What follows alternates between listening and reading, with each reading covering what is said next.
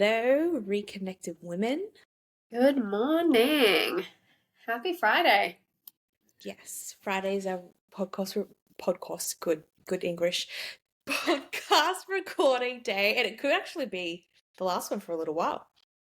Yeah, I have a feeling it is. I feel like next Friday, actually, that's my bet date on baby's due. Is next Friday. Well, it's not even a bet, so it's more so like you tuned in, and because didn't you predict your niece's birth as well? Yeah, I predicted my niece's birthday as the 6th of April, and I think it was like 6:02 p.m. or something, and she was born at 5:22 p.m. It's like within Wild. 40 minutes of her actual birth. Yeah. So now I'm just thinking, okay, so that's a week away. When we're recording this. And yeah, we shall see if it actually happens. It'd be Yeah. cool. I'd be happy if Bub came then. Or a little bit earlier. Yeah. Yeah. Speaking of intuition, Yeah. that's what we thought we'd chat about today. Um, because I feel like everybody's got a different type of intuition. I mean, I know between the two of us, our intuition is so different. Um, and so I'm really curious with your intuition, Rach, like how it comes through for you, how it's impacted your life, or just like, I don't know. Um, was there like a moment where you noticed your intuition getting stronger? I think you were saying that you have always kind of had that intuitive hit. Uh, so from a really young age, I don't have memory of it, but from what my parents tell me, from about 3 years old, I would see, um, like past loved ones would visit me at night. And that's sort of when they knew that I was a sensitive kid, so I'd feel into things a lot emotionally. And then I started talking about my dad's mum who passed away when he was a teenager, so I'd never met her. And I would say she would tuck me in to bed at night, and I was like talking about this lady and all this stuff would come in. So I guess that was sort of when they're like, "Oh, she's a bit different." Like, but I do have a family line of intuitive sort of gifts on my dad's side, so I think it's sort of been passed down. Um, I've always sort of led with feeling everything, and I guess that's clairsentience, which is that ability to just feel emotions and feel the energy of someone. But also, it's taken me a long time to realize I used to just know things about people. So I'd meet them and I could feel their emotion, but then I would just get this knowing about where their life was going or why they were doing certain things, and I could connect it and have this like almost identify a pattern that they were doing, and I could see what they needed to do to change course direction, or what their life would be like if they stayed where it was. And that's just something I've always had. I guess the hardest thing was trusting that, because I would always voice it to like family or friends, and people would just be a bit spooked out about it. You don't get that instant validation about your feelings, but then things would come true to fruition down the track. And I would just notice it with people and go, oh, okay, so what I've received was insight, intuitive insight. So I guess I've spent my whole life just knowing and feeling things. And I've had to learn you can't always voice that to people. Mm. that was really hard because I was just honestly, innocently telling people things to help them, and then they would react like, how are you knowing this about me? And just almost freak out and walk off, sort of thing. So I've learned that what I know I need to keep in, and if I'm asked to provide insight, then I can. So Yeah. A that's lot of people just aren't just ready for that as well. Like, not, no. I guess, like there's a lot of people that just aren't even open to that world and those Yes. kind of insights. And Yeah. then on the other hand, there's people that just aren't ready to hear the truth or just aren't ready to Yeah. hear that advice or whatever. So yeah, I guess that also comes from like being a projector as well. Oh Having yeah. that deep insight. Yeah. Yeah. Like So piercing through. Mm. but it has served me really well in, I guess, just keeping myself safe, interacting with people, and just knowing what's good for me and what's not. So it is a gift that I lean on a lot, and it can be a good tool to use if I'm not in my head. Like, the biggest thing to kill intuition is to get in your mind. I Mm. feel like the only way to be intuitive is to feel and just be in the heart space. And I think connecting with nature is really great as well. Like, I get a lot of hits if I'm just on the beach or outside and I'm not in my head. And yeah, dream state is when I get the visuals. I don't get the visual psychic sort of intuitive ability when I'm awake. It doesn't really happen. Occasionally, I've had the auditory where you just get like a word that Mm. drops into your mind, and you're like, oh, what about you? What's your sort of strength and intuition? I feel like it's been a journey for me. So I can't say that I've had this intuition my whole life. Although I do believe as kids are very intuitive. And then we They say get, up to age 7, don't they? Is when it goes if they don't well, continue using it. yeah, I think it's so funny because the age of 7 is such like a pivotal time because they even say that from your first 7 years of your life is when you pretty much are programmed for the rest of your life. I mean, you can obviously reprogram yourself, and you're just a sponge and you're picking up everything, right?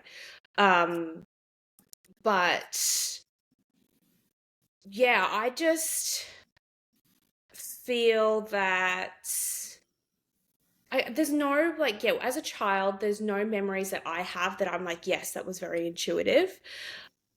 I feel like my intuition has really strengthened over the past, um, I don't know, like 6, 7 years, because I just doubted myself so much. Like I felt like I was really indecisive and I couldn't trust myself and I would get these, I guess it probably would be intuitive hits and then I would question it and be like, am I just making this up? Is this just in my head? And so I never trusted it. So I guess like for me, it has been this massive journey of actually learning how to tune into my intuition, how to trust myself, how to trust those intuitive hits. I mean, I still do it. I still gaslight myself. I mean, I'm doing it at the moment where I'm like, I get these intuitive hits about the gender of the baby, but then I'm like, is it though? Like, Yeah. but then other things come up and I'm like, oh yeah, okay, well that came true. So, I feel like it's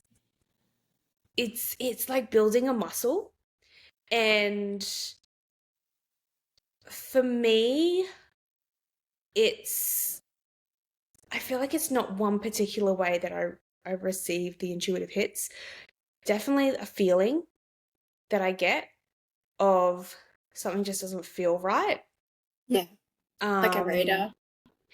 yeah, like something feels off. Something just doesn't feel right for me. Um I do have this knowing I as was well. just Like gonna say, I I get feel this. like you're a knowing person. Like, Yeah, I definitely. definitely, and I've noticed this as well. It's like just having this knowing that this thing is going to happen, or just this knowing that everything's going to work out okay. Um, and then I do get like the auditory things every now and again. I'll get like a word. That doesn't And have they're as cool, aren't much. they? They are Yeah. so cool. And it's interesting because at the time you think it's just like your brain, but the more that you tune in, it's like there's a difference in the tone of voice. It's like it's not actually your voice. No. It's someone or something else. Yeah. Um yeah. So it's really it comes to me in different ways, and like when I'm doing healings, I have to close my eyes whenever I do a healing because that's how I see things, and that's Yeah. how I get my like the information from me. I can't do it with my eyes open. Yeah. Honest. Um so yeah, I think that's what's been a big struggle for me as well, because it hasn't been one particular way that I receive my intuition. It's like different ways, and it really has been building a muscle and learning to tune in and trust myself. And I feel like it started off with the really small things. Um, because I think that's the biggest thing when it comes to intuition, is that we actually need to trust ourselves. And if we don't trust ourselves, then we're not going to notice these intuitive hits, even when we do get them. Yeah. And yeah, like I've always thought that, oh, there's people that are intuitive and get these intuitive hits, but that's not me. And I don't believe that. I think that we are all so Capable. intuitive. It's just whether we can actually tune into it and notice it and Yeah. trust ourselves with it. Because that's the thing, is like we get into our heads and then we're Heads, like, brains are every like, sometimes I'm like, can I take this away and still function? My brain? Like, I'd love that. yeah. And like honestly, I feel like the turning point for me was learning about my human design and how I Yeah. best make decisions. Because one of the biggest things for me was that I truly believed that I was indecisive and I couldn't trust my own decisions. Because whenever I had a decision to be made, I would ask everybody else what their opinion was, what they think that I should do. And I would just take so long to make a decision. And what I actually realized looking back is that I would always like listen to people's decisions or like their opinions and stuff, but then I'd eventually come up with my own Yeah. like decision out of that. But it would just be so much longer because I was trying to filter through what everybody said I should be doing and what their opinion was and all that kind of stuff, right? And when I got my human design reading and found out that I am an emotional um, decision maker. So it's based on my own decision, like my own emotions and in the state that I'm in at that moment. So if I make a decision, if I say yes, if I say yes to something when I'm really excited, and then later on I come down from that excitement and I'm like, oh crap, why did I say yes to this? Didn't Sorry. I really Sorry. didn't want to do that.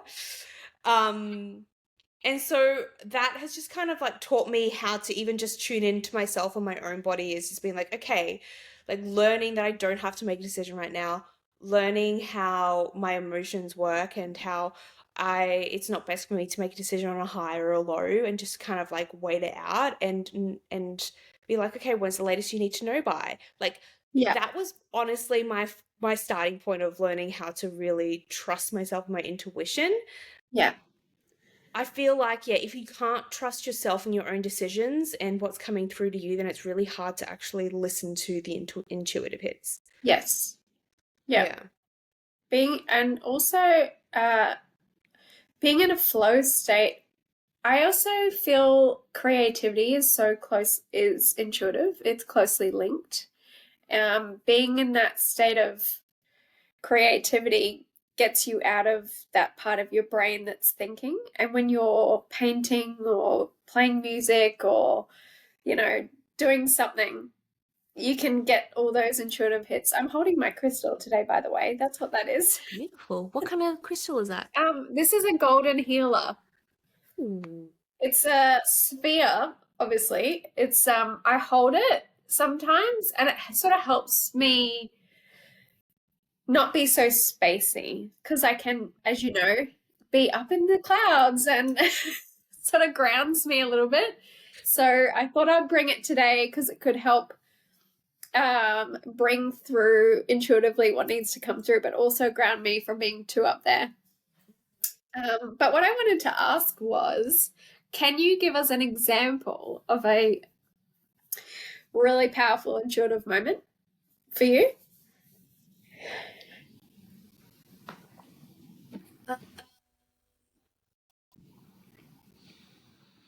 Or am I asking you too much at this point in pregnancy where you're like, I'm tired and I'm in my bubble and I'm near the birth portal, so Chantel's nearly 39 weeks at this Yeah, I'm point trying to recording. think, and it's really interesting because I would say we're gonna get super woo-woo right now. Do Um, it. Let's do it. the thing that's coming through for me is um when I was doing my coaching training and I was starting to, and like that's where I did like a lot of my deconditioning and healing a whole heap of stuff. And what I started to notice during certain times of our trainings, so whenever somebody would have like a big emotional release, or because how it would work is like we would learn these different processes, and then we would then either like our mentor would bring one of us up and show us how that process works. And whenever somebody was having like a big release or whatever it was, I started to notice some weird sensations happening in my body. I was like, oh, this is interesting. Really? I don't know what's going on here. And there was a lot of intuitive people in our group who have those special gifts of being able to see things or sense things. Yeah. And I was like, oh, maybe I'm just like picking up on their energy. But yeah, I was just like, oh, this is a weird thing. I just kind of like notice it and then be like, just kind of let it go. And the more it was happening, I was like, okay, there's a pattern happening here, and it's always happening when like these different processes are like people are having a lot of emotional release or whatever it Yeah. is. And I just had this feeling that something wasn't right. There was just like this, I don't know, I just became curious. And so I went up to my mentor and I was like, this is what's happening right now. And yeah, like just had this weird sensation where like I had all of these different energies that were attached to me, basically was what was happening. Um and it was just because I was able to tune in to myself and be like, something doesn't feel right. This doesn't feel like me. Yeah. And yeah, so I feel like that was like a really big kind of intuitive hit for me, because I was just like, I haven't felt this before. Like it was very kind of like spacey and my eyes would go weird, Yeah. and yeah, it was a weird sensation. And So was it Um, someone releasing their stuff and you took it on, or it attached itself to you? I Is had that what already happened? had something attached, Right. and all of this energy in the room was stirring something up. Okay. Right. Yeah. Yeah. So it was my own intuition that was starting to like switch on and be like, hang on, like there's something here that doesn't feel right. And like, yes, trying to like communicate to me that this is the time to like speak up and to release it. Yeah. Um, so yeah, like that was a big intuitive hit for me to be like, okay, because obviously my head started to kick in at first, and I was like, oh, I'm just feeling lightheaded and stuff Yeah. because I can smell paint and the room must have been recently painted. So like I'm just, like we just try and like make everything logical. And then I was like, actually no, something doesn't feel Yeah. right. Um, so like this energy just doesn't feel right. So yeah, that was definitely a big aha moment for me. Um, It was probably an initiation into that. I feel as though it was like opening you up. It was almost like a releasing, but then a protective mechanism for you, but then also an initiation into using that more or opening you up. I don't know. Did it feel that way? oh, absolutely, Did because I your feel like it was intuition blocking then me. start to? Yeah, yeah, it was Yeah. definitely Okay. an initiation, and I feel like it was blocking me a lot. Um, and so once I was able to release that, um, it has opened up a whole nother world for me. I mean, I don't know how long I had that energy around me, but yeah, like that was a really pivotal point for me to start listening to how my body actually feels and what actually feels right for me, because energy's everywhere, and we have people that Yeah. um have good energy and bad energy, and it's just like, chatting to someone and being like, oh, this just doesn't feel right, like, and you can't explain it, you just can't explain it. So Yeah. And I think it's yeah. great that you're sharing that because, in all honesty, when it comes to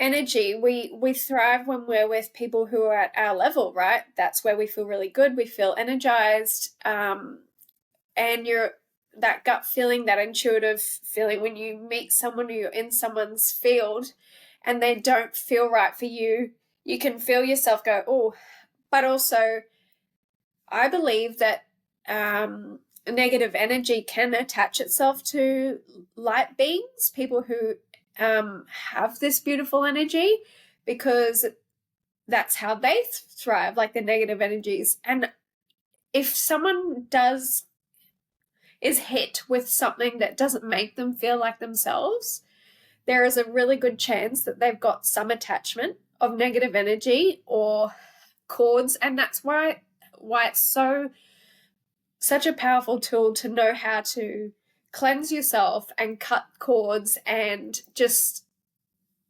that, I'm going to go a bit deeper into this, but I feel Yeah, like go for it. sometimes mental health issues can be more than just the term mental health. I think there's like energetic attachments, all sorts of things. I actually did years ago a really, really interesting like spiritual workshop, and we were taught, basically we tuned in with a partner and we were able to provide insight psychically, but also we did like a lot of cleansing work, and we were just helping remove anything that was blocking us from being ourselves. And so much stuff came up from those sessions, and we all shared them in the group afterwards. And everyone had different attachments. Some of them were like thought formed patterns, some of them were like, I know in myself, so I'll tell my story. I was partnered up with someone and we were a perfect fit. He was him and I had sort of similar blocks and things that we were working on each other with. And I had he helped clear something for me. But that night I went home and I had this big dream of like a snake. It was like this big snake. And I'd used it as a protective mechanism for myself so that people would leave my energy field alone. I didn't realize it was there consciously, but it was only when I started doing the healing work that it actually in my dream woke me up because it was getting fully released. It was like this massive purging. I could let go of it now. It was like something I had created or whatever as my protection. So it was really cool. I mean, this is getting really deep into the spiritual work, but I think that being intuitive is so great, but it can also help you protect yourself. And that's honestly the first thing you and I talked about when we met. We went deep into these Protecting our experiences we'd energy. had when we were like, I mean, we can get into the nitty gritty. I remember I went to WA and did the Fremantle jail experience. It was not my choice. Like it was not my choice. It was my husband's daughter's choice. She was really into that stuff. And we went along and I literally physically, viscerally was feeling like the energies were trying to show me what it was like there. And I remember feeling like this ball and chain was on my ankle. I could feel it. I couldn't walk up the stairs. And I was feeling into this person was just like letting me know, like, hey, this is what it was like. And I had to go, no, no, no, no, no. And I was cutting the cords. I'm like, go away. Because you have the ability to say, no, I don't want this. And having those boundaries is really important, I think, especially when you are so open and light. Yeah, so that was just something that I think it's good we're sharing this because it's as you become more in tune, you need to protect yourself. And that's been one of my biggest lessons. I've been so open and innocent. And I used to get drained and exhausted from being around certain people. And then I remember so many people saying, you need to use your protective tools. And I was like, okay, whatever. And then it just hit me one day and my dad's like, people are taking your energy. People are attaching to you. You need to stop. And I'm like, okay. And he like physically sat me down and showed me what to do. Yeah. And I was like, okay, so I'm doing it every day now. And I just can put this like front up so that I don't have to feel everyone's energy. Because I guess when you are intuitive and you can feel things, you don't want to feel it all the time because it can be overwhelming. Yeah, and I think people overcomplicate it as well. They're like, oh, you have to do all these different processes to like protect your energy. I don't believe that. I believe it's just a decision. Yeah. It's like I decide, no, I don't accept this. No, go away. No, I'm not letting this in. I decide that I'm protected, and like sometimes I'll put like an imaginary bubble up or like golden pyramid or something like that if I want to, but for me it's just like a decision of like, nah, shut down. Have you sorry, Yeah, it just because I popped used into to my head. You go. just like I used to think that you had to do all these fancy processes and like all of these rituals and all that kind of stuff, and it's like, actually no, like all we need to do is decide. It's the same with any kind of boundary, whether it's energetic or physical or like with a relationship. Just being like, no, I don't accept this. This is not happening. Yeah. Yeah. Yeah. And just making sure you're spending time with people who like fill your cup and energetically match is really good, which we've always had. It's great. Catching up, we don't get drained from each other. No. And that's the thing, is like, notice it, like how you actually feel around other people. Like, that's your intuitive hits, being like, this person fills me up, this person drains me. I actually had another example of intuition that I think is one that can be very relatable. So it was also while we were doing this like coaching program, and we did this process where we all had to bring something personal, like a personal item, and we couldn't see what everyone's like item was. So when we arrived that day, we just went and put it in the basket. Yeah. And then later that day, we sat in a circle and we just grabbed something from the basket and we like would hold on to this item and just tune into the item. Oh, I love that. And you would, and then each of us would go around, we'd get maybe have like 5-10 minutes, just like tune into the item. And then we'd go around and say what came up for us. And for me, I was like, oh, I didn't really get that much. I got like some fuzziness around my head. Like the top of my head just felt really like cloudy but fuzzy and spacey. And there was just this weird energy, just like the top of my head.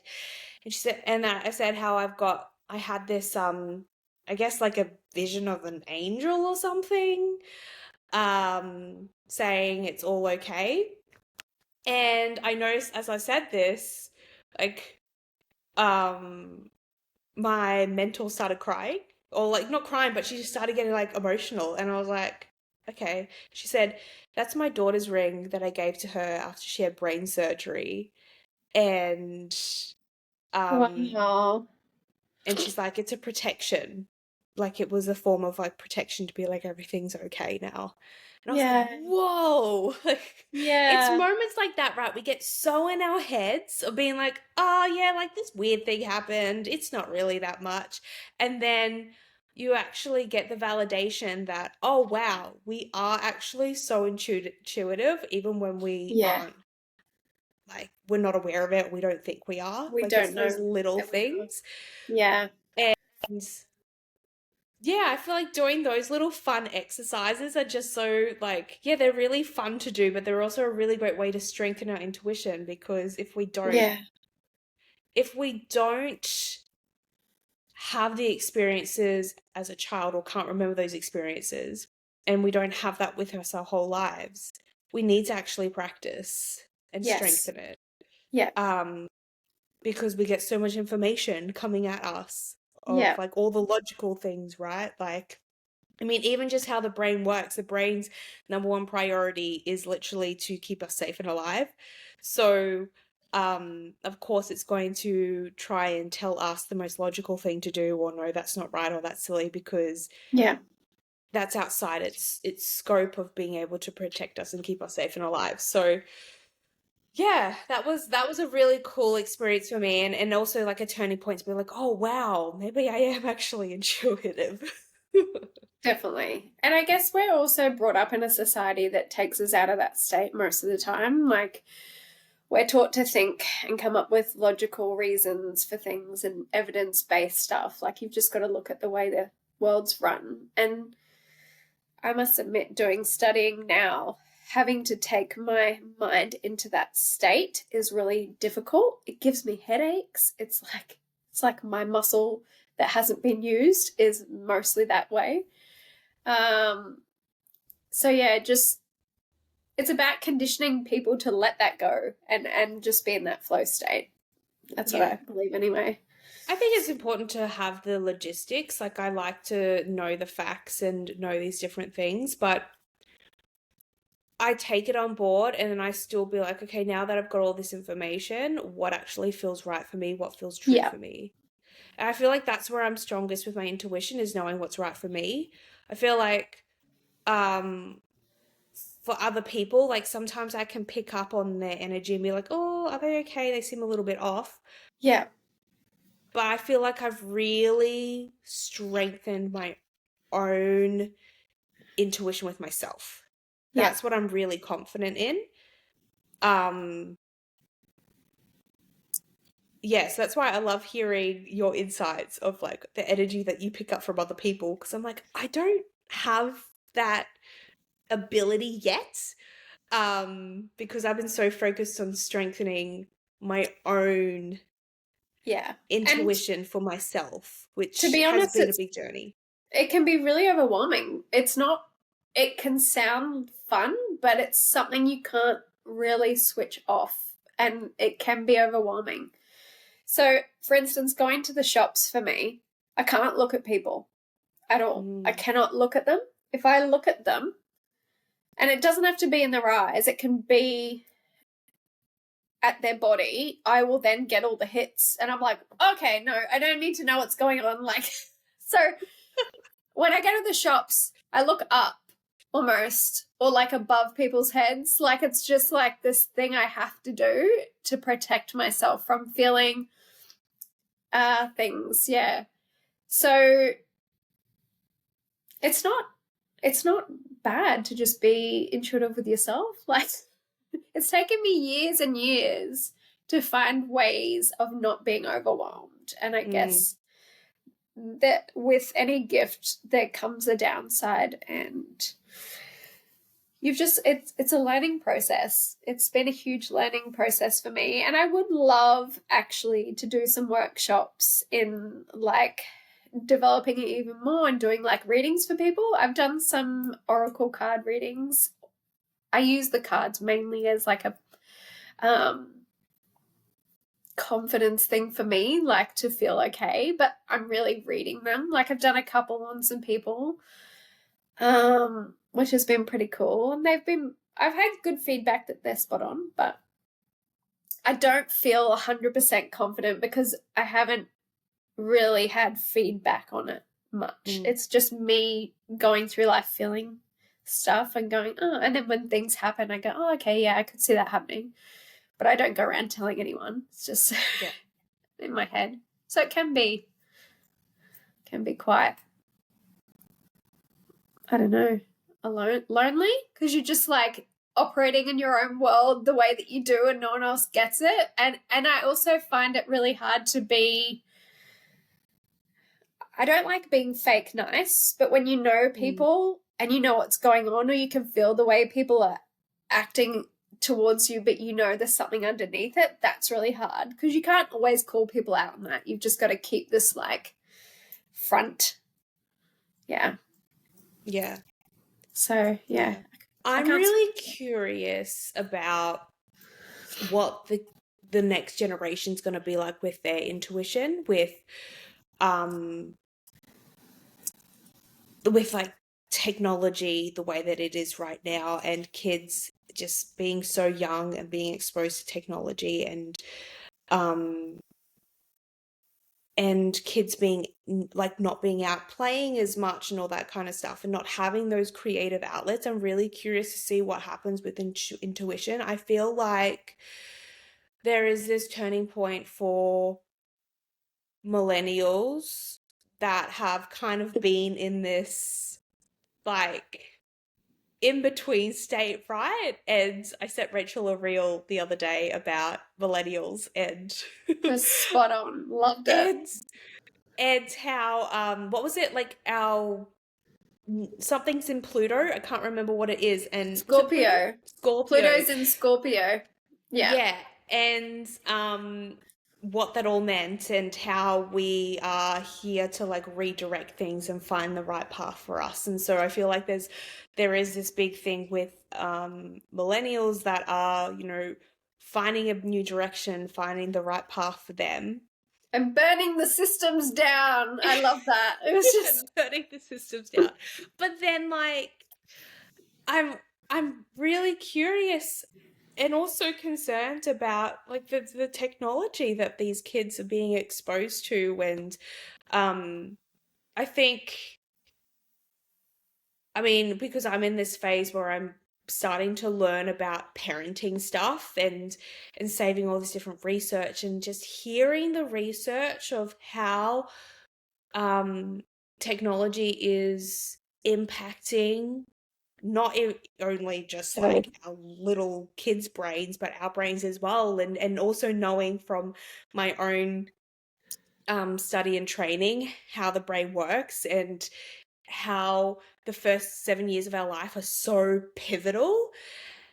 And creativity and boredom are so powerful and so pivotal for our developmental state, and being able to problem solve, to have imagination, to have that intuition. So if kids aren't getting out and playing as much, if they are exposed to screens from a really young age, then they're having that block. Yeah. I Yeah. actually think we have a benefit as millennials in the sense that we were brought up in the old school way of playing outside in nature where we didn't have, well, I know I didn't have computers or phones until I was early teens. I'm a bit older than you, so yeah, probably 11, 12, something like that was when I had it. We started getting computers in the last bit of primary school. So my childhood was very much go outside and make your own games and very creative, and like we were always fueling our boredom by creating stuff, you know. And I remember building stuff, like it was just, I don't know, we were just so hands-on, like we weren't inside, and we were very active physically. And yeah, I remember being fascinated by all the bugs and nature and like animals, and that was just so cool. And I think what we can bring, you know, since that point of childhood, we learnt to bring to live with technology, and we know the benefits of that, the negatives that brings. Because I know in myself, if I get hooked on social media or scrolling or watching too much TV, I get a headache and I feel really lousy and really sluggish. And I think we can bring that awareness into parenting. But I do feel like these children that are coming through, have you heard of the term the rave children? I think I've heard of that. So they believe that's the next generation that are coming in, and they have got next level abilities to operate technology, but their brains have got this really amazing wirings, and they've got more connected chakras than we do. So their intuition is going to be next level, their sensitivity. They will need nature as well. Even though they have that ability with technology, they're going to really need that grounded, creative, nature-based environment to balance it. From what I've heard anyway, they're just starting to come through as of some of them started end of 2024. 2025 is the main year that they were predicting these rave children to come through. Okay, it could be your little one. So there's moving. Oh, really? Okay, they're listening to Auntie Rachel. They're like, yeah, that's right. I'm a rave child. Like, and yeah, so there's not been a lot of ability to see what they're like and what their gifts are. But from what I've heard, physically, they're going to start to, I think their brains are just a lot more advanced than ours. So we're going to be wowed by them. Probably have a lot of growth and learnings from them. But I think physically, from what they said, they will start to look a bit different, and the brains and head shapes will change. That's what their predictions are as the human evolves. So we'll see. Interesting. Yeah, Very we will interesting. see. Yeah. Very, very interesting. But yeah, I think the whole nature and getting back to basics Yeah. is so important. And I think that's why like so many of us struggle with our intuition as well, is that we are in this concrete jungle and have technology everywhere and have all this information coming at us. It's something like we receive more information in one day than what people in Shakespearean times received a whole lifetime. Wow.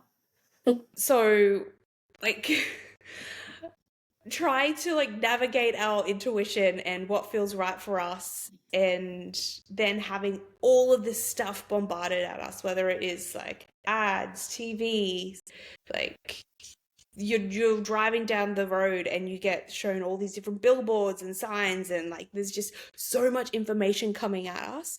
And then what's going on the other side of the world? I mean, our nervous system isn't actually built to know what is happening on the other side of the world, right? Like we can't hold all of this information, and I think that has a lot to do with us struggling to tap in to our intuition as well, if we are always caught up in this crazy environment and not decompressing and Yeah. going outside and smelling the flowers and just And kind of like looking at the clouds. we should be grounding. This is such a huge, I mean, you ground, it's implemented in your routine now. Hey, like, I do this every day. I have to. It's my way to uh balance my electromagnetic field from being on a computer or being on my phone. It's like, or even if you've got inflammation in the body or you're not feeling well, going outside and standing on the ground, it's just like, I love this. I could just walk around in bare feet in my garden for like half an hour and I feel so recharged and balanced. Yeah, there's so much research around it as well. I think our feet have like a crazy thousands and thousands of receptors Yeah. that can like absorb the magnetics of the earth, and it creates this chemical reaction in our body to, yeah, lower our stress levels, lower our inflammation, all that kind of stuff. So, which is really cool that there's all of this research that's coming out now for all of the woo-woo things, to Yeah. actually prove that they work and we're not just some crazy hippies that are hugging trees for no reason. No. Um, so yeah, it's something that like, I definitely am, well, we as parents are going to, like Ryan and I are really going to prioritize, is being really conscious of how we use technology, especially our phones, because our kids watch everything that Yeah. we do, even though they can't talk, they can't, they, it might not seem like they're soaking it in, but they are watching every single Yeah. thing that we do. And so that is something, like making sure that we're not scrolling on our phones so much, because I actually don't want our child to hold my phone, to look at my phone, to be watching videos or anything like that for a long time. I think they even say like 4 years old, 5 years old is still really young for a child to do that.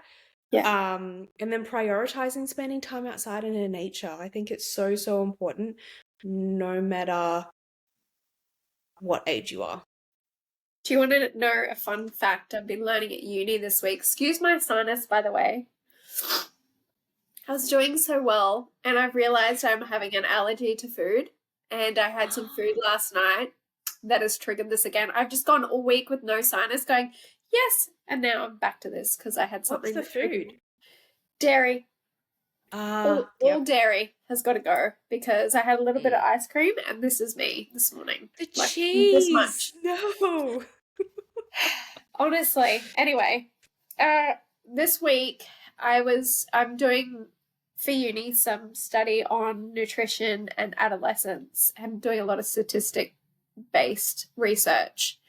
And they have found that the majority of kids these days, they did a study in 2017 and 18, and because of the screen time that kids have, they're all getting inadequate sleep in Mm. their it's actually from like age 11 onwards to like 17, I believe. And they're having about 6 hours sleep, not the recommended sleep that they should be having. And the studies are showing now that that's impacting their development, their mental health. So if kids who are growing at such a rapid rate aren't having adequate sleep, there's higher chances of anxiety and depression. Like, it's as simple as that. Like, Yep. sleep. Yep. Not to Screen time. mention like the blue light and how that Yeah. impacts So the your quality of eyes. sleep is worse if they're on it prior to crashing. Mm-hmm. So then they're moody and tired. It's more than just the time. I remember having this with my stepdaughter when she was a teenager, and we actually were pretty strict in because she was going on them during the night, and we found she was so hard to deal with the next day. She was exhausted, and I was like, that's not good for you. Like, she needs good sleep. So my husband and I were like, okay, we'll just take everything off at night. And we seemed like cruel parents or whatever. But she would go to, what a difference. Like, she would go to bed and wake up and have had 8 hours and she was functioning great. And it was like, it was really for her own good that we did it, not ourselves. And she was happier. She was doing better at school and that sort of thing. And it's just like, yeah, I really feel like screens and technology is something we need to, yeah, be wary of. Yeah, for so many reasons. Yeah, it's the blue light that like literally sends a message to our brain through our eyes and also our skin that it's still daylight, so we're not going to produce that melatonin to fall asleep. And then there's the mental stimulation of all of like if you're Yeah. watching something, the different like the way, and it's even just like even watching TV sometimes and being like aware of like what you're watching, because and this was another thing that I was saying to Ryan. I was like, I just want our kids to watch 90s TV, like cartoons and stuff, because Yeah. the way that they create TV shows and movies and stuff these days is so different to years ago. They're shorter scenes, they're snappy, they're like after that quick attention. And I think it's even they've done so many different studies on kids shows. I think Coco Melon is one of the worst, where they actually get this toddler to sit in front of a TV, watch the TV show, and as soon as the toddler looks away, they're like, we need to edit that scene to make it more engaging. And so they will make these short, really short scenes that overstimulates the brain and obviously overstimulates your nervous system as well, which Wow. it just like, yeah, we're going down a whole different path right now about Wow. like mental health and nervous system and all that kind of stuff. But This yeah, is when like we need to live on that's a farm and a community and just all hang out outside, growing our own food. literally my And dream. yeah. I got my veggie garden Homeschool. going, so I'm learning the skills. You're doing Um, well, actually. I've noticed, isn't it?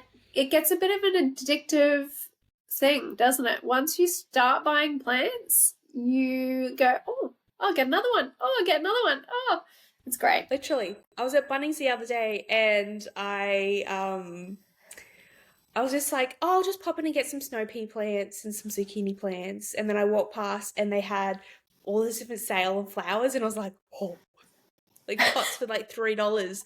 I was like, I will get that one and that one and that one. It is addictive. It Yes. is so addictive. And I can't wait to, um, yeah, be able to pick my own veggies. I think it's just so um fulfilling as well. Yeah. And it's also it's really supporting me to switch off, because it's like I do get into that meditative state of just Yeah. like doing all these different things. And I've already almost filled up all our veggie beds, and I've Wow. already like yeah, and then Ryan's like, oh, there's this space over here that we could clear out and put veggie beds. I'm like, yes.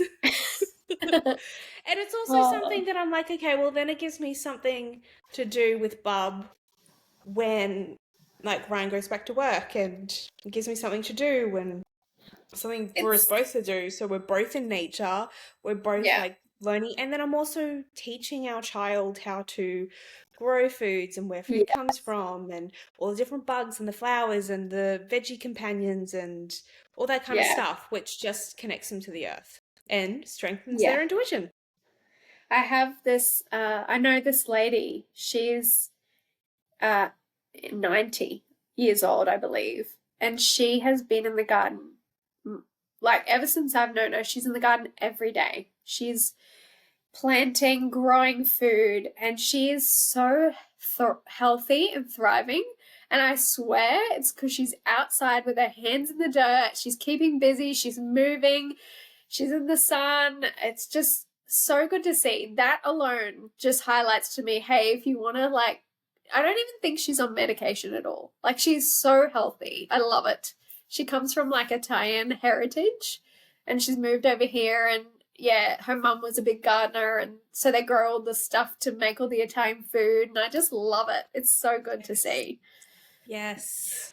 Oh, yes. So that right Yeah. there, everyone, is proof that doing gardening and eating your own food that you've grown is so great. It's actually, I need to get back into mine because the winter planting or whatever, the garden's looking a bit sad. It needs a bit of a revamp. We need to plant some more veggies and things in our veggie beds. But I've got a pumpkin about this big at the moment, and I'm like so excited to pull it out. And I've got 2 pomegranates. I think I showed you them. They're nearly Yes. done. And all my mulberry trees just got all its new leaves, and like I must have about 50 mulberries on there. I'm so keen. Yum. But all the little veggie beds are looking a bit sad, so I'm like, okay, I want to grow veggies and things. Like, yeah. Yeah.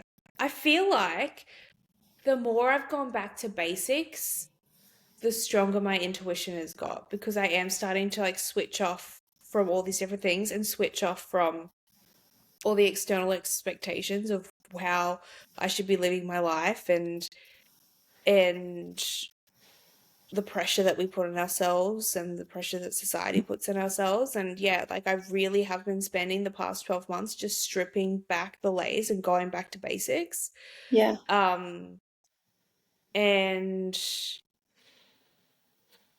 I mean, we were talking about this in the last episode about like, joy and what brings you joy. And it's like, it is like everything's so connected about like bringing joy, and the joy of that is what also strengthens my intuition as well. It's like everything is connected. It's not just like one particular thing. And I think we just try and overcomplicate so many different things. And if we really just were to strip it back and go back to the basics, how much simpler life is, how much more holistic and joyful life is. Yeah. Definitely. Hmm. Well, this has been a great deep dive into intuition today, and all sorts of things. But yeah, I agree. They're all linked. And when you're in that flow state, doing things that you love, you're allowing intuition to come through and connected with yourself, joyful. It's great. And that's what creativity is born out of. Like all those really amazing things are all linked. Yeah. So It's like when you get those really, really good ideas in the shower. yes. When you can't write it down. Yeah. It's because we've switched off. It's And like you're we're doing something completely water, different. flow Yeah. state, And the yes. water. Yeah, it's very cleansing and healing. That's a great way to Depending on energetically the cleanse. quality Just of have the a water. shower. Yeah. Pardon? Depending on the quality of the water, but yeah. Oh yes. You could dive down a rabbit hole there, couldn't you? I really want to Oh. try your water, by the way. I need to try it. It keeps popping into my head that I need to try this We'll water chat. thing. Yeah, We'll anyway. chat. All right. Yes. Well, thanks everyone for listening to us and our woo-woo-ness of intuition hits today. Hopefully it helps you tap back into your intuition a bit more and try these things because they really help, don't they? Yeah, absolutely. Intuition is like one of the biggest things for, again, like coming back home to yourself, right? And just being reconnected. So yeah. But thanks for listening. And if you have loved this episode or any of our other episodes, then it would just mean so, so much to us if you can go write a review or subscribe, follow us, all of those things. And we will see you next time. Yeah. Bye, Bye. guys.